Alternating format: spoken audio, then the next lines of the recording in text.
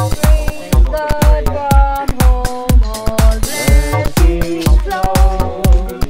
Praising all creatures near thee.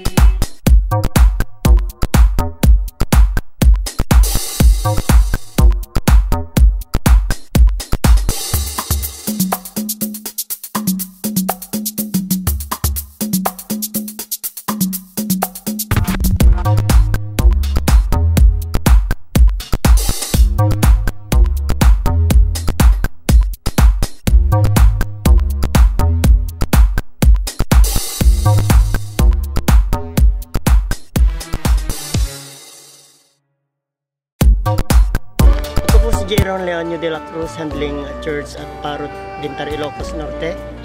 Ang advocacy ko po ay gusto kong matransform ang whole community, not only local or national, but even ang desire ko po sa global transformation for the glory of God.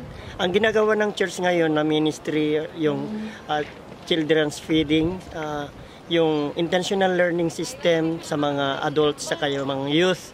At mayroon po akong hinahawakang ministry sa Purpose. Doon ay namamahagi po ako ng salita ng Panginoon, especially doon sa mga pamilya na nangailangan ng tulong tungkol sa mga palituntunan nila bilang mga couples sa loob ng tahanan. Dati po akong seminarista sa Tuguegarao City. 3 taon po akong pumasok sa seminaryo.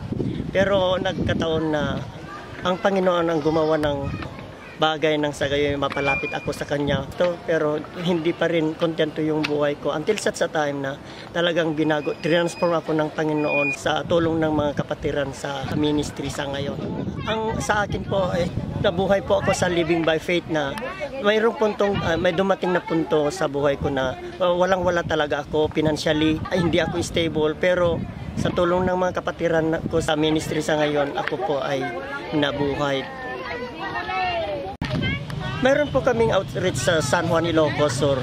Doon ko nakita kung paano magtrabaho ng Panginoon sa kanilang buhay. When I prayed someone sa ministry na yon, doon nila nakita kung paano gumalaw ang Panginoon sa pamamagitan ng pagbabago. Sa 2 buwan pa kasi, doon talaga nakita ko na gumalaw ang Panginoon through prayers. Dahil sila mismo ang humihingi sa akin na ipag-pray ko sa kanila. Ang hiling ko po, I am inviting everyone, kung sino man nakapapanood sa video na ito, ay maaari po tayong lumapit sa Panginoon. Hindi lang lumapit at mananampalataya sa Kanya, pwede rin tayong pag-gamit ng sa ganon. Ay doon natin ma-experience yung tunay na kaligayahan. Dahil sa paggamit tayo ng Panginoon, maraming buhay na matratransform, maraming buhay na mag-iiba ng landas. At doon tayo liligaya. Hindi lang tayo ang liligaya, pero ang Panginoon, siya mismo ang liligaya dahil out from us. Kung paggamit tayo, maraming. Muli, ako po si Jeron Leonio de la Cruz. Salamat sa panonood. See you next time. Bye-bye.